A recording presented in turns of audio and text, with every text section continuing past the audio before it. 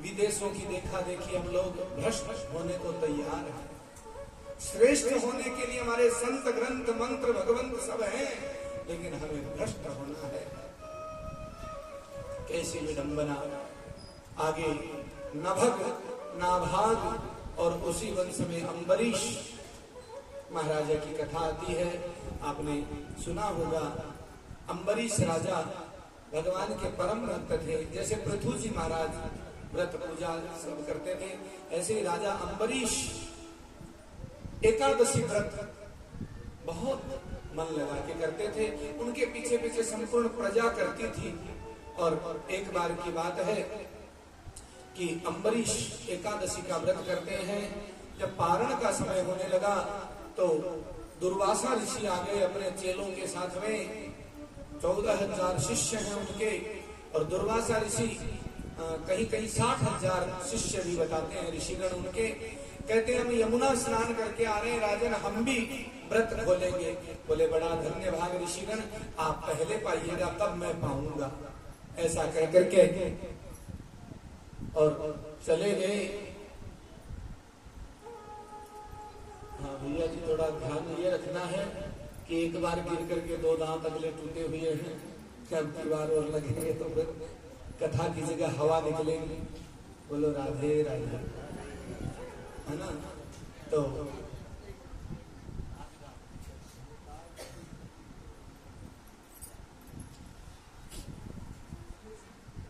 अम्बरीश प्रतीक्षा करते हैं, संपूर्ण प्रजावासी भी प्रतीक्षा करते हैं। अच्छा, यदि व्रत किया है और पारण के समय में आपने व्रत खोला नहीं तो फिर भी दोष लगता है। और सारी प्रजा भूखे मर रही थी, राजा को दोष लगता है। राजा जब तक न पाए प्रजा नहीं पाए। अब क्या करें, ऋषि गण आ नहीं रहे तो उन्होंने तुलसी जल से और आचमन कर लिया। कहा देखो प्रजावासियों, मैंने तुलसी जल ग्रहण कर लिया है, अब आप लोग प्रसाद पा लो, आप लोग भी भूखे न रहो, समय भी जा रहा है। जो ही तुलसी जल ग्रहण किया त्यों ही ऋषि गण अपने शिष्यों संग आ गए और देख करके क्रोधित थे दुर्वासा ऋषि। अरे दुष्ट, तूने हमें निमंत्रण दे करके हमारा अपमान किया, हमारी प्रतीक्षा नहीं की, और अब मैं तुम्हें नहीं छोड़ूंगा। अपनी जटा से कृत्या नाम की राक्षसी प्रकट की, जो खाने को दौड़ी राजा अम्बरीश को। लेकिन वाह रे प्रभु की लीला, अपने भक्तों के प्रति भगवान का सुदर्शन चक्र वहां प्रकट हुआ, उस कृत्या को समाप्त किया और कृत्या पैदा करने वाले ऋषि के पीछे पड़ गया। अब तो महाराज दुर्वासा ऋषि यहाँ भागे वहां भागे, सब लोकों में भागते भागते ब्रह्मलोक की ओर भागे। बोले हे पिता, आप रक्षा करें। बोले नहीं, मैं इस चक्र को नहीं रोक सकता। भागे भागे भगवान शिव के पास गए, मैं तो आपका अंश हूं, आप मेरी रक्षा करो। बोले अब तो भगवान श्री हरि जाने, क्योंकि उनके भक्त का अपमान हुआ है। अब दौड़े दौड़े भगवान श्री हरि के चरणों में गए। भगवान श्री हरि ने कहा, हे ऋषिवर, आप मुझे चाहे जो दंड दे लें, लेकिन ये अब चक्र मेरा नहीं है। तो बोले किसका? अब तो ये मेरे भक्त अम्बरीश का है, ये उसकी सेवा में था, अब तो वो भक्त अम्बरीश ही कुछ कर सकते हैं। अब तो दौड़े दौड़े भक्त अम्बरीश के चरणों में गए। वहां जाकर के जो ही प्रणाम करने लगे, चरणों में जाने लगे, त्यों ही अम्बरीश उनको प्रणाम करते हैं, नमन करते हैं। बोले हे ऋषिवर, मुझे अपराध न चढ़ाएं, मुझे पाप न चढ़ाएं, आप ऋषि हैं, मैं तो आपका सेवक हूँ। अरे बोले बातें बाद में करना, पहले इसको रोक, ये मेरा गला काटने आ रहा है। तब अम्बरीश राजा हाथ जोड़ करके सुदर्शन चक्र से प्रार्थना करते हैं कि हे सुदर्शन चक्र, हे महाबाहो, हे प्रज्वलित अग्नि, दुष्टों को दंड देने वाले, यदि मैंने आज तक भगवान श्री हरि का मन वचन कर्म से व्रत पूजन किया है, यदि आज तक मैंने अपनी प्रजा को पुत्रवत स्नेह पालन किया है, तो आप शांत हो जाएं। इतना कहना था कि सुदर्शन चक्र वहां से अंतर्ध्यान हो गए। अब तो ऋषि वरुण की जय जयकार करने लगे। इस प्रकार सूर्य वंश के राजा अम्बरीश और भगवान जिनके यहाँ सेवादार हैं, जिनके शंख चक्र गदा पद्म भी भगवान और उस भक्त की सेवा में छोड़ देते हैं, ऐसे भक्तों की लीला। और कहाँ तक कहें, इसी में आगे सरियाती, आनर्त, रेवत, कपुदनी आदि होते हैं। रेवत की पुत्री रेवती, जिनका आगे बलराम जी से विवाह का प्रसंग आता है। ये दो युगों में कैसे हुई, इसकी चर्चा बलराम जी के विवाह के समय करेंगे। कहते हैं कि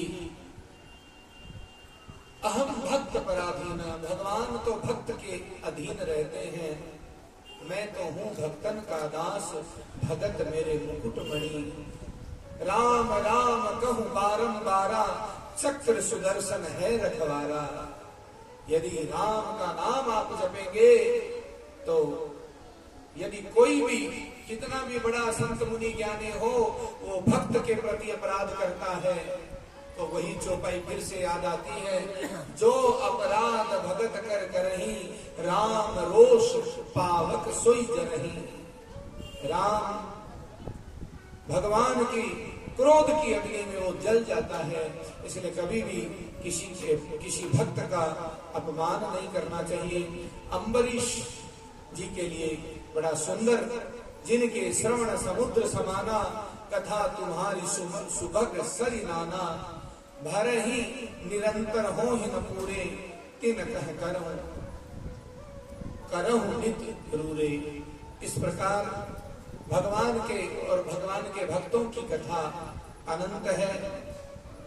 इसी में आगे और वह ऋषि के आशीष से बाहु की विधवा पत्नी को जो अन्य रानियों ने जहर दिया, गरेण सहित उत्पन्न सगर, सगर नाम के राजा हुए, जिन सगर ने 100 अश्वमेध यज्ञों में, जिसमें से एक का इंद्र द्वारा अश्वहरण किया गया, कपिलाश्रम में बधा, सुमति आदि 60,000 पुत्र वहां भस्म हो गए।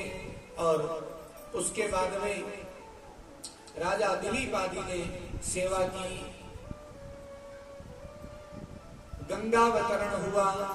आज वही गंगा शिव, गोमुख, बद्रीनाथ, ऋषिकेश, हरिद्वार होते हुए गढ़गंगा, बनारस, पटना, बंगाल होते होते और गंगा सागर में जाकर के मिल जाती हैं। गंगा तेरा पानी अमृत झरझर बहता जाए। सबको पावन पवित्र करती हुई वो न केवल 60,000 ऋषियों, राज ऋषियों का उद्धार करती हैं।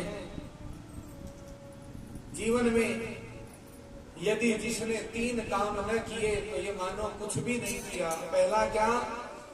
भगवत गीता किंचित गीता। यदि थोड़ी सी भी भगवत गीता नहीं पढ़ी सुनी और गंगा निर्मल जल कणिका पीता, यदि थोड़ा सा भी गंगा जल जीवन में पान न किया हो, सकृदपि अस्थ मुरारी अर्चा, यदि मुरारी की अर्चना नहीं की, यदि ये 3 काम नहीं किए तो ये जीवन व्यर्थ है। गंगा जल का पान न किया हो, गीता रामायण सुनी पढ़ी ना हो और ठाकुर का गुणगान अर्चना कभी प्रेम भाव से। कई लोग कहते हैं मूर्ति पूजा ढोंग है। अरे भैया, ढोंग नहीं है, ये भगवान को प्राप्त करने की पहली सीढ़ी है। भगवान को देख करके उनका सुंदर स्वरूप मन में आ जाए। जैसे एक माता पिता बच्चे को जब लाड लड़ाते हैं, फिर वो बच्चा कहीं दूर भी पढ़ने करने गया है तो उस बच्चे की छवि को हृदय में ध्यान रख के उसको याद कर लेते हैं। ऐसे ही हम भगवान को देख करके याद कर लें। जैसे कोई छोटा सा बच्चा और किसी पीएचडी वाले के पास या किसी वैज्ञानिक के पास जाके कहे कि जी ये चीज कैसे बनती है, तो कैसे समझाए वो वैज्ञानिक? वो जानता है, ज्ञानी है, लेकिन छोटे से बच्चे को नहीं समझा सकता। 5वीं कक्षा का बच्चा विज्ञान का रहस्य क्या जाने, इसके लिए वहां तक जाना पड़ेगा। ऐसे ही जब तक क नहीं सीखेगा, क की नहीं सीखेगा तो पढ़ना कैसे आएगा। ऐसे जब तक भगवान की मूर्ति को निहारेगा नहीं, उनकी सेवा अर्चना पूजा नहीं करेगा तो भगवान से प्रेम कैसे बढ़ेगा। ये भगवान से प्रेम करने का रास्ता है।